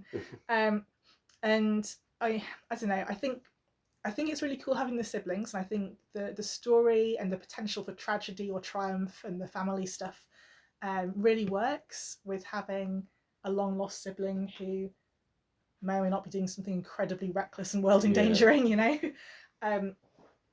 But We've all got one. I don't know why you had to have the choice between both protagonists. So the dialogue is the same, but we were saying it feels really different when you go back in, because Cassandra's deal is like, first of all, she's just like impossibly good looking and hench. Like Leonardis is. Do I want to be her? Offspring. Do I want to marry her? I don't know. Both. Both. Yeah. But she's quite like sarcastic and wry, but like in a very warm way, just really consistently. And even when there's, you know, it's not to say there's not emotion in what's going on, and that's often really well performed. Like the voice acting is just so good, but you really get the sense of her even from the early bits as this character who has had a pretty rough life, but is determined to find the humour in it and be amused at stuff more often than not. You can definitely choose a couple of dialogue options that are more likely to lead you to sort of grab someone around the throat and yell at them, but it doesn't feel very in character. Is she, and I'm only saying this because we've sat around the table when we've discussed this game before, and I'm feeling like this is just a vibe. Is she quite Chloe Fraser-y? Is she like Uncharted, like in that way, or not as sassy? I don't know. She's more cynical, Chloe Fraser, isn't she? She's... Yeah, Cassandra always strikes me as more light-hearted. Okay. Yeah. And I don't know if that plays out across both games in their entirety, but I would definitely, like, if you were talking about who you're going to hang out with in a pub, Cassandra wins every single fucking time. That's cool. Like, every time. Yeah, she's going to get the job done. She's got a sense of honour, but she's also definitely up for a laugh. And I think, like, you kind of get the sense that she... Sometimes it's difficult, isn't it, when you're the roaming hero of an open world adventure. Like, sometimes you're like, the fuck are you doing talking? So I think I talked about this in Final Fantasy VII. Like, Cloud, you got stuff to do, mate. And you're also not the biggest people person. Why are you going around speaking to literally everyone in this town, being like, "Can I help you find your lost cat?" or whatever it is? But Cassandra, you get the sense that she genuinely finds people really funny. Yeah. But like in a sort of not in a disparaging way. She's just like, man, people are silly, aren't they? I love it. Isn't it great? And she's witty with it as well. And she's witty. There's some properly funny bits of dialogue as well. And there's one where I think I can't say his name. Akhlibiades, the guy who's like had a good go. Yeah. Go back to the testicle man. Constantly flirting with like anything that breathes. And I think at one point he's like, hey, Cassandra, like, I'm so pleased you're here. I was just praying to the gods that someone as beautiful as me would appear, and here you are. I think you've got one option to play it straight and just be like, yeah, whatever, get on with it, what do you want? But the option that you should take, and I think most people would, based on the character, is, you know, she's kind of like, yeah, no, you're not wrong there. It is a bit unfair that two of us are so blessed. Like, it's just, it's good character stuff that makes you want to spend time with her. It means that even when you're doing all of these side quests that boil down to very similar things, the interactions always pop, and there's very different characters around the world as well. You know, you don't get that sense. You sometimes get that sense in like Oblivion, Skyrim type things, don't you? Where you're like, well, you're this town's generic barkeep. I didn't feel like many people were a generic anything. Yeah. There was one guy who was like cosplaying on point as an ancient mythological creature that you had to deal with. That was just like, deal with him. But again, it was that sort of like Cassandra reacts just like how you would react, like, is going on here? Can you just stop? Thank you. Right, okay, there we go. Quest done. It's all very relatable. There's some very silly people in the world, but also then some very big, serious bits, and actually some quite moving, depending on how well it goes for you, I guess, some very moving potential tragedies that could occur. And yeah, you just really want to stay in the world. I think that's one of the reasons I spent so long in it. I mean, neither was the lockdown, I'm not going to lie. I think that influenced it quite a lot. But yeah, no, Cassandra is probably one of the best like video game characters ever. It's really good to hear, because I mean, I would say that I've heard that she's a strong character, but I haven't heard like to that extent. But you guys have done a really good job of explaining that, and you know, yeah, sounds great. And the final thing really is just, I don't think this was in the 2009 version. I'd be impressed if it was. But there's a discovery mode. So, Oh yeah, no, there's not. yeah, No. I don't know if it was in Origins. I don't think it is. I think it is like I'm sure Odyssey and Valhalla were the kind of first ones that were like, oh, we can do this now, like and they've even brought out a game. I think they do it as a standalone. Now standalone thing. a standalone game, which is no combat discovery sort of thing. But yeah, no, I like that. Actually, it does remind me. Before I go into that, I forgot. But you can take some of the markers off. We talked about markers right at the start, didn't we? And you can in this game choose to do like what they call like a sort of more discovery based approach to your quests, where sometimes it'll be like track this person down, and whereas normally it'd be like track this person down and then you'd see like a dirty great blob on your map and be like, well, I guess he's there. You can choose to not have that, and it will tell you what information you know. So like last seen south of this temple in this region, and then you can head off there, and then when you get close you'll get a little ping saying you're close to your target. Have your eagle go up and have a look, and then you can, and that just felt really cool. But yeah, the discovery mode, the official one, is just one of the coolest things. And I thought also what a brilliantly nice thing to do for the dev team who've worked so hard to get so much history behind it. You can see like the evidence of that, and you basically, exactly what you described. I think it's still Cassandra. I think you can have a different skin if you want, but you're basically poncing around ancient Greece. No combat. You're just going to these famous sites, and sometimes you can go to like really famous places. Like I'd like to go see, the one of the famous like oracle sites at Delphi, and have a look around what that would have looked like. And you can bump into people, interact with people. There's some information on some of the historical artifacts they've used and things like that. So a lot of text if you want that.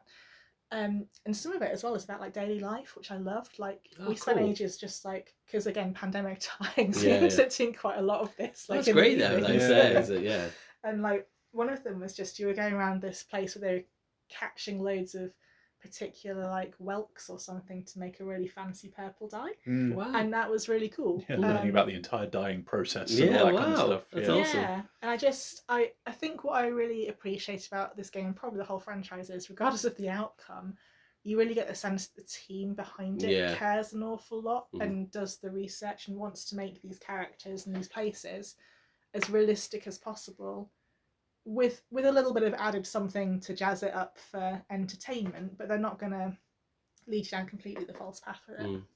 Cool, interesting. Got something to say in the next podcast from an Ubisoft sort of thing about that. So yeah, about sort of how well they do the historical sort of thing. So cool, awesome. Scoresies? Big scores of I think. Oh, we're guessing yours. I think, Oh, right. We can do. We don't have to. Yeah, go on. But yes. yeah. I was looking at my phone to start typing the score. Yeah, and sorry. then Okay, well, I will let there was a very pregnant pause, and I realised everyone was Yeah. staring at me. I think you're even more effusive than me. I'm a bit like, I feel like this is a 10. Like, I feel like it's a, like, just... I would like to get a 10. I think the only downsides I could think of when I was thinking about downsides were, if you're an Assassin's Creed purist, you might be like, well, it's not fully assassin-y. Yeah. You're not. I don't think at any point I stabbed somebody and was like, haha, rotten Templars, take that. Like, I don't think you have that. You've got the sense that the bigger bads are kind of part of it. So I think, you could, some people could deduct a mark from that for that sort of thing, but it's not me. I just really enjoyed the game.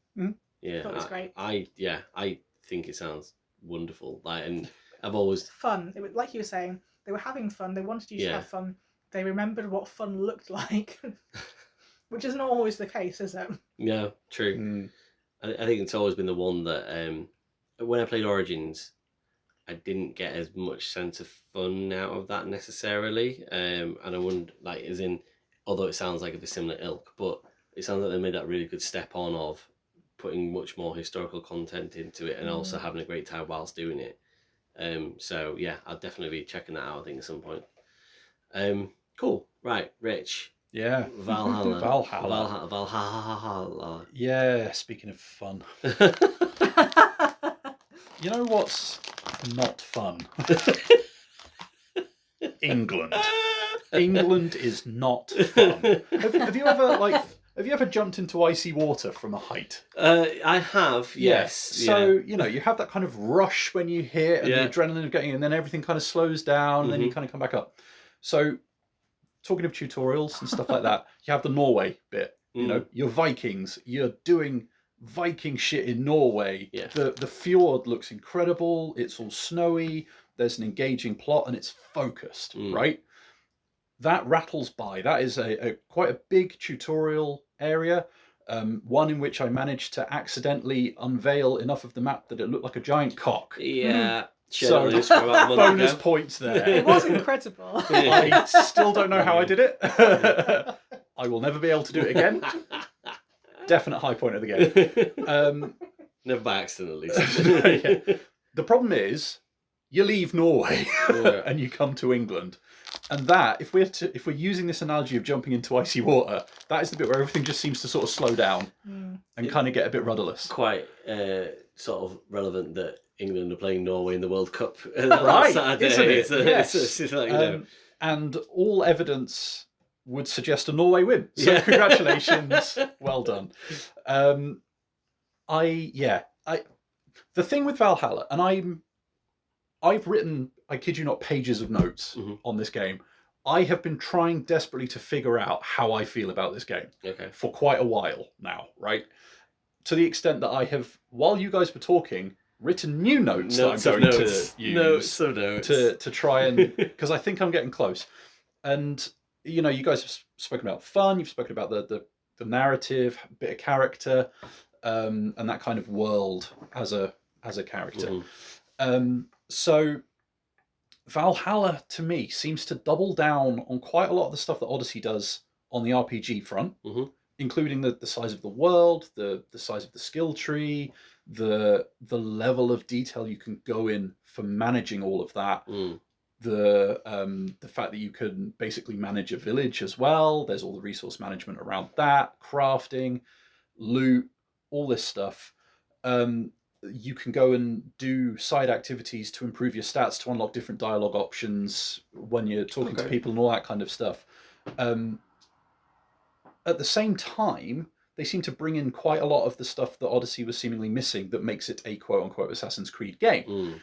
So you've got more elements of the social stealth. You know, there are areas where you can pop your cloak up and, you know, blend in with crowds by sitting on a bench and stuff like that, and try not to make any sudden moves. You get a hidden blade early on. You meet assassins early and all this kind of stuff. The problem is that it doubles down on all of these things. Like, the game is so bloated. Like, it just loses all focus for me. As soon as you're outside of Norway, it's suddenly trying to do a million and one things at the same time, and it goes that little bit too far from Odyssey. If Odyssey was the sweet spot for that kind of RPG style and the amount of stuff you could do and the amount of customization versus not, Valhalla for me just goes that little bit too far. Like, take the skill tree. It's this massive, bloody great big thing. Looks lovely, but like, I don't care about putting points in that are going to give me like 1.5% more poison damage, or like so it becomes a real management. more resistance to the moon being in ascension or whatever. Like, I don't care. Like, granted, there is a button on it saying like let the fates decide, and it'll kind of auto assign and stuff like that. But like, surely that feels like there could be a middle ground in there somewhere. You know, like, just have fewer buttons on it, but all of them are more of a meaningful upgrade. Or something like that, you know? Or like in Odyssey, where it's, you know, you get your basic thing, you unlock. There's not many things to unlock, but when you've unlocked them, you can then increase their power with the next lot of points you get and stuff, so they're deep. Yeah, so that's the thing, right? You had the system. It was already it's there. Like, why are you tinkering with it? You know, it's just unnecessary busy work. Which, incidentally, is how I felt about a lot of the crafting and a lot of the resource management and stuff like that. It's busy work. Yes, Fee, you have a question.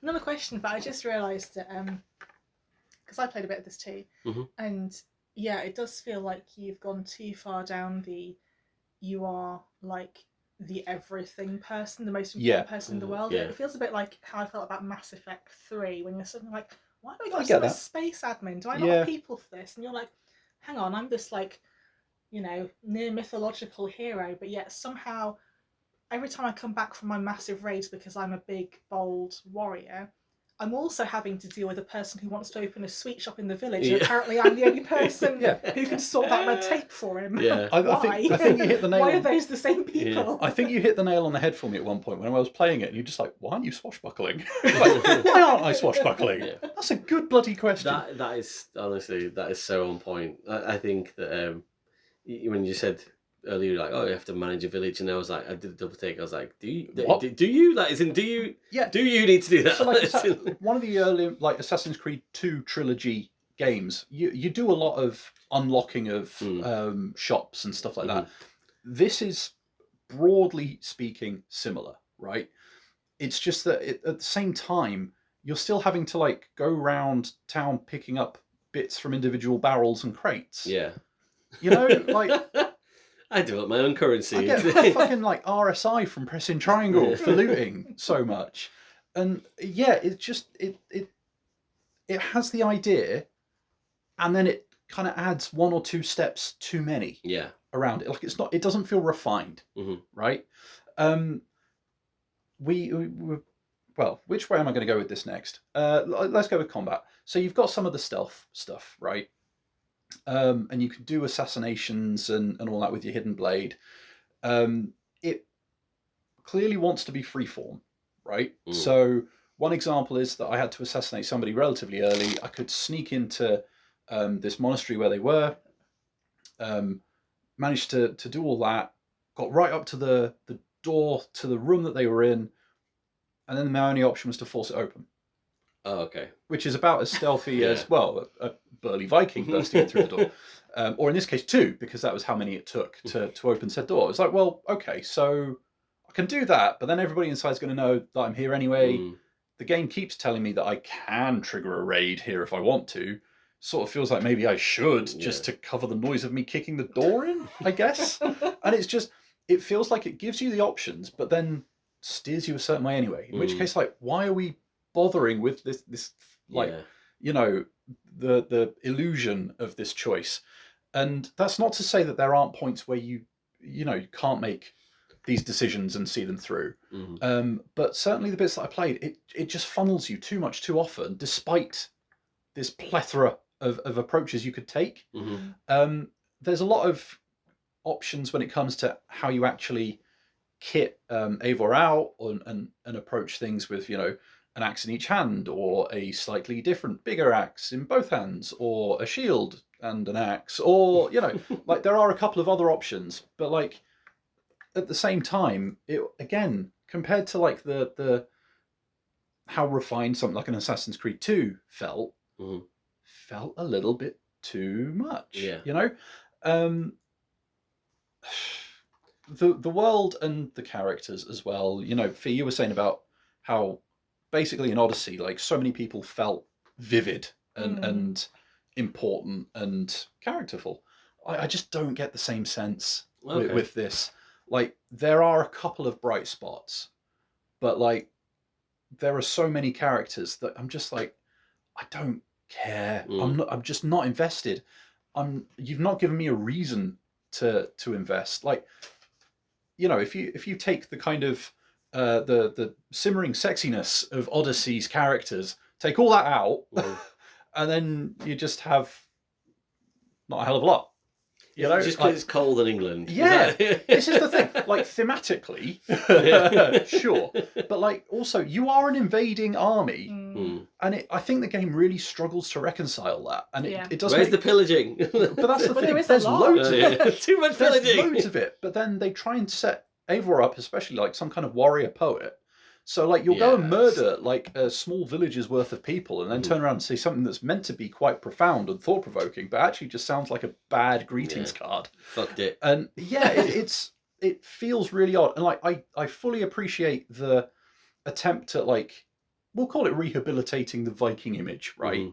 Like, but they don't really do that. You're still, knocking off monasteries and stuff like that, and Fee, you have a question or comment? No, I was going to wait for you to finish. Oh, okay. I could be here a while. Well, I was just going to say, like, I think the thing for me, the contrast with Odyssey, and like you kill a lot of people in Odyssey. You know, you're on these battlefields Well, of possibly you just do 150 across people. the entirety of Assassin's Creed, don't you? Right, Yeah. but I think the difference is that even in Odyssey, where you're killing a lot of soldiers, you're doing that on, like, I guess, is it a level playing field if I can set myself on fire, call on the power of the gods and my ancient spear? But technically, a level playing field in the sense of everyone here is a soldier, and you're engaged in this war, and, like, you know, leaving aside the questions of how many choices you really had about your career in ancient Greece, at least people expect that to happen.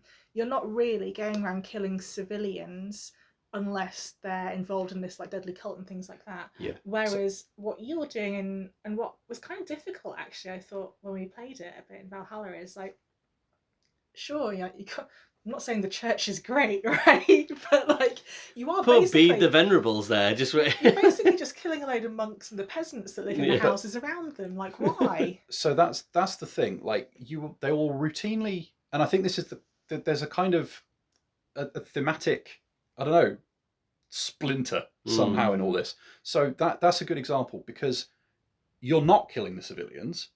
You're killing a load of guards that manage to magically appear when you start a raid on a civilian village or a monastery. Yeah. So, like, doesn't make it. I make definitely sense. didn't get that. Yeah, no, exactly. but that's the thing. That's because they almost literally appear out of thin air in some cases. And, like, there is definitely some plot points where you are going to a village to burn it down to prove a point. Yeah. But they have a load of guards, but you are still burning people's homes. Oh, they brought the Nazis back to You kill have somebody. that real, like, are we the bad guys kind of thing. Which, like, if you're trying to say, like, oh, no, but they were so much more than this, but then have that as your core gameplay mechanic, feels a bit weird. Weirdly, it almost feels like it makes more sense in Valhalla's discovery bit, where they basically turn it into a little bit of a drama thing. They, unlike Odysseys, where you would just explore and read stuff and go on a bit of a tour, they actually put a story in Valhalla's one, and you would play as a merchant and do these little quests. And, like, on the one hand, again, it's that more is more until it's not kind of thing. And I didn't necessarily engage with the quests themselves in the same way as I did with Odyssey's stuff, but in terms of, like, I feel like that's where the guts thematically of what they were trying to do with the main game actually are, of, like, hashtag not all Vikings. And, like, yeah, it kind of sits at the kind of core of my frustrations around this game, because, like, I'm so close to being on board with it. I'm so close to really loving it. Like, I keep looking at the DLC for it and stuff like that. You know, oh, you could go to Ireland or France, or, you know, all these other places. Perhaps that's where the fun stuff is this time. Yeah. Unfortunately, what I have is a game where I can go and stand in an empty, muddy field somewhere outside Tamworth. And if I want to do that, I'll go on a fucking train. Like, that's the thing. Like, and so much of England when you are there, it just feels so empty. Like, unlike Odyssey, where, you know, the water helps sell you that kind of space between these populated areas, you don't necessarily have that luxury. When it comes to Valhalla's version of England, you just have a lot of muddy space. And unlike Assassin's Creed 2, where you have the parkour and stuff like that, here you've got a lot of, like, old Roman ruins and towers and hills, but you are climbing. Like, you are bouldering, not parkour. And that makes it feel very different. Yeah. And the civilizations are at such different levels, because, you know, 430 whatever BCE in ancient Greece is peak, you know, Athenian democracy kind of thing, isn't it? So you've got a lot of buildings, so you are parkouring a lot more, and there's more people, and everything can feel a bit different and have its own character. Whereas everything I've seen so far in Valhalla is like, here's another muddy village, here's a muddy village with some big walls around it, here's another monastery, and it's like, that probably is correct. That's it, isn't it? It probably isn't it? And it's like, so therefore it's just like a thematic misstep in terms of who you're playing and where you're playing. It seems to have a massive effect. Vikings is good. England maybe not so good. I think that's ultimately where I come down on it. Is Vikings good, could have been somewhere else. If we'd have done, like, Norway and Denmark, you know, go all in on Scandinavia, And you know, all of that kind of stuff. I mean, we were like early on, we were saying that you know, you have a couple of interactions with Harold, and it's all about the kind of unification of Norway and it becoming like one entity. Yeah. A little bit more. Why the fuck aren't we telling that story? Yeah, I was gonna say I immediately Why I have set we up a bit. done I was like, that? that's interesting. That bit. Like, and it just, yeah, like England feels like, on the one hand, like it's kind of cool that you can go to like York and London and see. But that's only cool for you coming from England. That is in No, but like it is on the one hand cool, but on the other hand, I can go to York and London, Yeah. and Viking versions of York and London are whack. Mm. Like, you know, Fuck's sake, Never Jorvik. forgotten. yeah, but it's, you know, it's there's. I Well, think the part of the fun for me with Raiden Assassin's Creed is when it decides to go for an exotic, interesting location. If you're doing Assassin's Creed England, Mhm. I found Syndicate to be much more engaging Yeah. Yeah. because you have a greater depth in that London rather than the breadth of what you have in Valhalla. Mhm. And I think that is ultimately where I come down on it. This game feels very, very broad, but not very, very deep. And I would much rather it turns out a bit of depth. Yeah. So yeah, I find it an intensely frustrating game. And the reason I said at the start that I played the opening 10 hours twice is because I played about 10 hours the first time and I got bored. Mm. You know, like it, as soon as you get to England, the narrative becomes like this episodic kingmaker type thing. So you're basically going to a county, doing stuff to make nice with someone who is in charge or put someone in charge. Then they will be friendly to your clan. Yeah. Lather, rinse, repeat.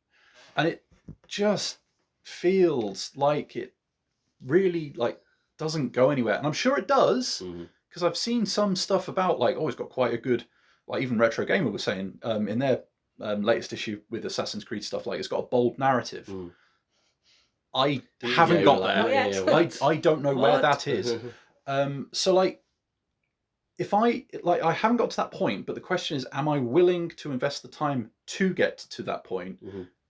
Not really. Like I want to. I so badly want to the extent that I so very nearly picked up all the DLC just to see if it to gives see you that if like impetus.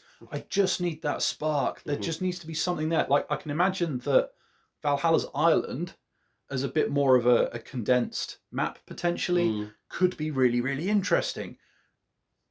And yet, you know, it's not helped by the fact that, you know, Eivor is a character, like, sure, with the narrative, they do some interesting stuff and they try to address the choice / question about genders and stuff like that in some interesting ways. You get some interesting options for, you know, what they look like when and all this kind of stuff. But at the same time, so many of their interactions with anybody else, there's just no, like, charm there. Or swagger or charisma or, you know, like, it's a slog. It is a slog. It is like walking through a muddy field on a cold, cold morning. And I wish it wasn't. Sorry, Fiona. No, I was just going to say, I think, well, first of all, you just reminded me how dirty everything is. Oh, everything's filthy. And I get that like, it's such a grubby right? game. You're not telling me no one ever washed their face. Like, it's a bit bleak. Yeah.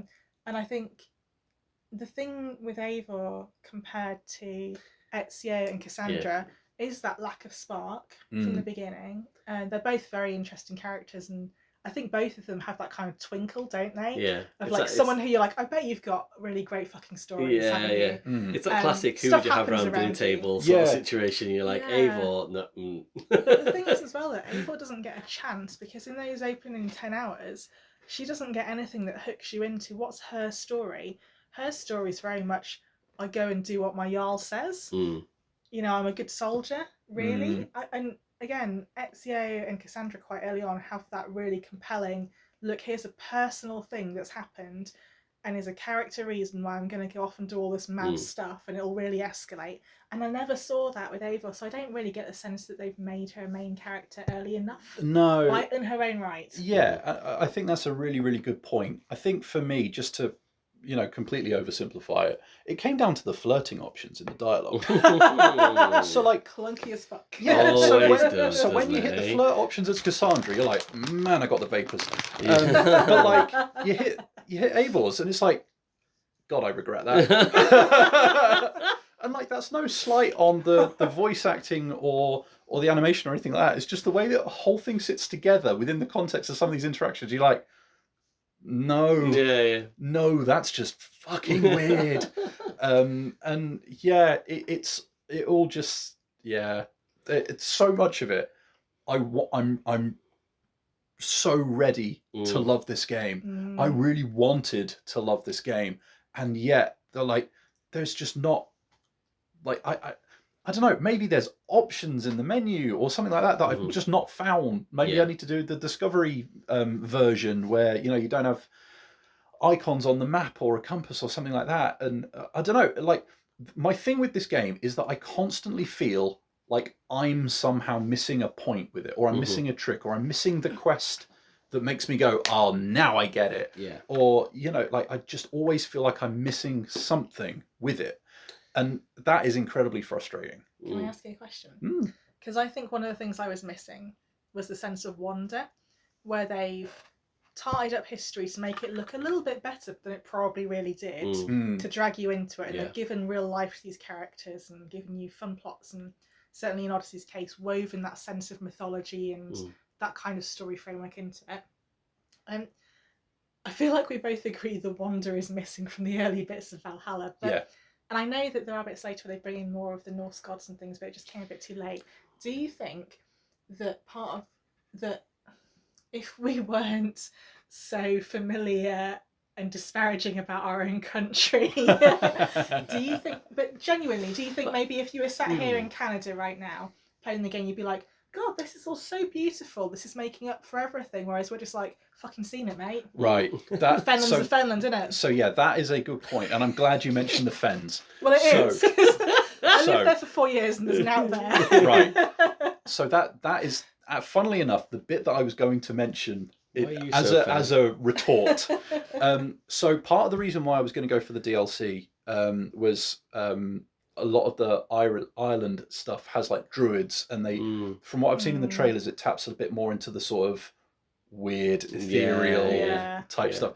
I think that's where my sweet spot is with this game. I think that that's almost what I was waiting for. Far Cry. Well, this is the thing. Ubisoft can do it, right? The problem is that in the main game, relatively early on, you have to go find some people out in the fens, and it's foggy. Do you realise how fucking shit that is? Like, if they had put in something creepy, something unnerving, out of the corner of your eye, something out of the corner of your eye, a shadow moves that's unexpected, there's a noise, fucking anything, but they don't. It's like missing a fucking open goal, to use the England versus Norway thing again. Like, it's instead you're just slogging your way through the foggy fens. Like your Duke of Edinburgh. Like your Duke of Edinburgh. It is the British experience. Yes. There is, shit, I should have packed better layers for this. There is nothing there anyway. It is flat as fuck, and it's foggy. So there's not even anything to see if the fog was clearing, but the fog's there anyway, so all you can see is fucking grey. It's wet above, it's wet below, and you're miserable. Like, but there's just, it feels like there's so many, for all of the size of the game and the amount of stuff in it, it feels like at the same time there are so many missed opportunities like that where they could have done something. And like I'm sure there are side quests that you can do that will, bring on the weird. You could probably do vision quests and stuff like that a little bit more, or like, eat interesting mushrooms and all that kind of stuff. I have no doubt that it's there. Yeah. I've heard about bits of it. It's just that it's not like it gives you much of that to play with in the main story early on. So like you're kind of less inclined to go looking for it.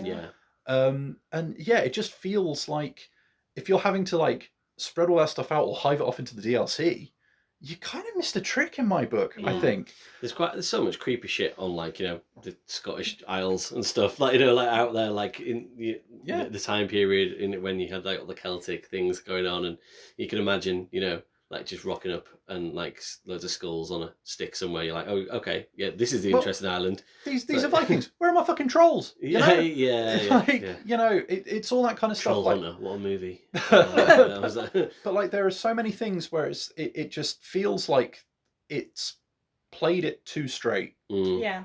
For too long. Too much accuracy, I think. With the dirty faces and the sort of endless nothing and...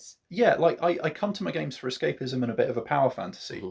You know, like you go play a football game, again, to use the tired analogy now, like I can go and have a kick around outside, but I can't go and play at Wembley. Yeah. I can go on FIFA and I can play at Wembley. On this, if I want to wear furs and go and stand in a field outside Tamworth, I can do that. You can do that, yeah. I could do that. I would encourage it. No. For my enjoyment.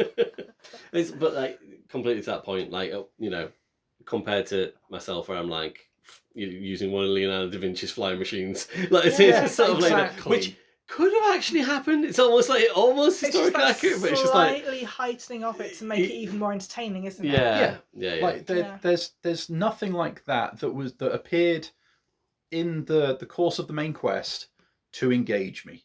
Like if there was something that like I think there was you do have like a bit of a vision quest early on, right? And start you know, the old Assassin's Creed trope of like killing the big bad, and then you have that weird little vignette where you're talking to them in their kind of dying moments in a kind of weird space. Like, what does Ezio say? Something in Patsy. Oh, fuck, I forgot whatever it says. Rest in peace, he says, motherfucker. Yeah. So, in beautiful Latin. But in this, they're more protracted conversations. But the point is that, like, they try to give you a narrative reason for why you are starting to have these kinds of moments. And so you do have a quest early on where, you know, you do have a strange brew and you do have some visions and stuff like that. It's just that it's not like the game then goes, but there's plenty more weird shit out in the world, you better get exploring. It's just sort of like taken as, well, that is what I go to this, you know, soothsayer for. I will now go to England. You know, and it's I'm off to Hull. Good Lord. Okay, so obviously you've not played the entirety of the game. There's a vast amount of game there. There's so much that I'm probably missing, and I probably am missing a trick. But you know what? I didn't finish it either. We were playing it together at first, and like I'm in on RPGs when I'm in on RPG, and I just wasn't with this one. I really wanted to be as well. It never got its hooks in me. Okay. Do you want to give it a preview score then, in terms of, you know, considering you've played 20 hours worth of 10 hours? That is I think plenty enough. That is in, you know. I mean, I'll give it a 6. Yeah, I'll give it a 6. Like it. I want to love it. I'm waiting for it to get its claws into me, but I just like, if it had a Cassandra or similar. Like, sure. Not every game can be so lucky. Well, exactly. This is like Wayne's World, where he's banging on the glass going, Cassandra! Cassandra! That is how... There's some DLC where she pops up. There very probably is. This is the thing. This is my issue with the game, is that, like, whenever I start thinking, God, that game sucks, there's something else that comes out of the woodwork where I'm like, but that bit sounds kind of cool. Yeah. Where the fuck is it? And this is the thing. Like, I always feel like I'm chasing something with this game, and I don't know where it is. No, literally, it's in the fog in the fens. Yeah. Like, no one knows where the fun is. Cool. Okay. Right. So, very quick quiz then. I think that you probably did quite well at this. So, I want to give you a pairing of Assassin's Creed games, and you have to say which one you think came chronologically first in actual setting of times. Okay. So, this one hopefully should be quite easy for people of your intelligence, hopefully. Assassin's Creed Origins or Assassin's Creed Odyssey? Origins, right? When's Origins set? Well, yeah, there's a lot of Egypt. Yes, there is. Oh, right, okay, yeah, true, actually. Big, deep history of civilization. So this isn't as easy as it said pre-advertised. So Origins set is 49 BC, and then therefore... So Odyssey first. Odyssey, huh. Yeah. Sorry. My that explains why you don't get things like hidden blades and stuff in Odyssey. Yeah, maybe. I think it is the eldest of the games in terms of when it was set. So this one's a bit harder. Valhalla or Mirage, which What was Mirage? So that was the next one after Valhalla, I think it was. Yeah, That went back when to they being a decided 12-hour to- game. They're yeah. like, we should make Assassin's Creed Where basic was it again. set? It's- Baghdad. Yeah. But I can't tell you what year Okay. because that would What's give it. happening? Well, in it's it? alright. I can't remember when Valhalla That was is set. okay. Yeah. That is difficult, isn't it? Yeah, I can't tell. So the both nice century. That is in. So this isn't like you like this is just you guessing basically at this point for Right. The my Viking one's entertainment. quite late in the century. So I'll go Valhalla second. That is correct. Yes, well done. Mirage 861, Valhalla 872. Starting dates. And I've got a couple more. Revelations from Assassin's Creed 2 and Shadows, the most recent of the games, both 16th century. Ooh. So Shadows, feudal Japan. Revelations, still Renaissance Italy. Earlier for feudal Japan. I would have said the Renaissance was a bit later anyway in the 16th century. It was early. 1511 is Revelations, and Shadows is 1579. It's Shows my time, yeah. And this one there's 4 of them here because all of these are in the 18th century. So there are 4 Assassin's Creed games set in the 18th century. Oh.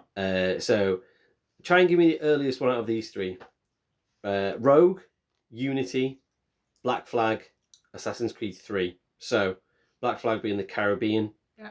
Rogue, can't remember. Unity, can't remember. These, the French Revolution. Yeah, French Revolution. Rogue is like the kind of northeast coast of America and up into Canada. I think. well done, yeah, cool. Yeah. And then Assassin's Creed 3, which is the American Revolution, I believe. Oh. Yes, American Revolution. pretty is tough. About 76.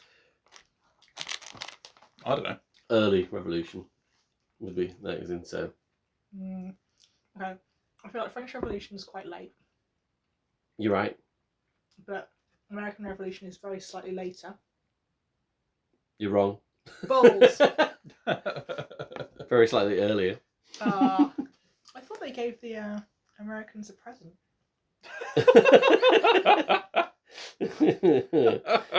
Maybe they did. It's French and Liberty, not French. Yeah. Anyway, Whatever. So And then I I think could, the you Caribbean one could both have been- seem so invested in this The terrible Caribbean quiz. one could have been literally Sorry. any time, couldn't it? Yeah. I've Well, genuinely already It forgot is- my options as well. What were they? It doesn't matter. It's Black Flag is the earliest set, 1715.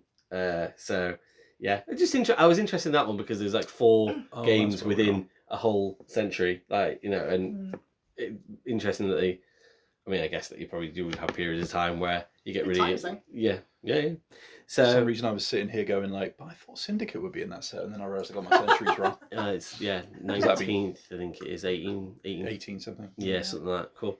Anyway, lots of Assassin's Creed, lots of centuries. That's the point of my terrible quiz. Oh, It just wasn't as fun as the one where I did the Who was the best Creed last time we played, but then I just didn't.